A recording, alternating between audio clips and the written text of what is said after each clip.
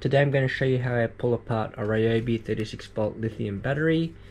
As you can see, it is complaining about something, some fault, probably the BMS. Hopefully some of the cells are still good. 18650 cells. It was manufactured in December 2020, so it's about five and a bit years old now. No, 6 years old. 6 years old. 180 watt hours, so there's quite a bit of capacity in here. So I'm basically not going to keep talking now. I'll just do some voiceovers as necessary and just get to work. But safety first. Gloves, protective safety glasses. We need a security hex bit, just a normal screwdriver, and some cutting thing, pliers, and gloves to pull this apart without damaging hands.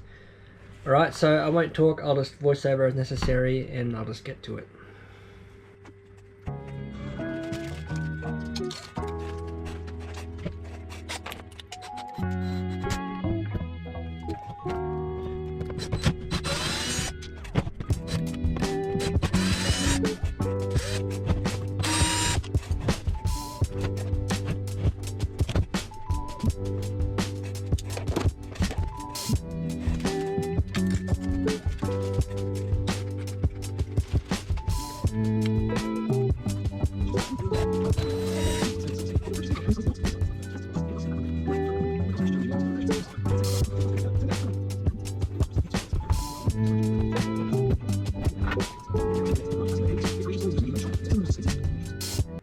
Okay, I also forgot to mention you do need a soldering iron because this board is stuck over the top and held together by these solder joints.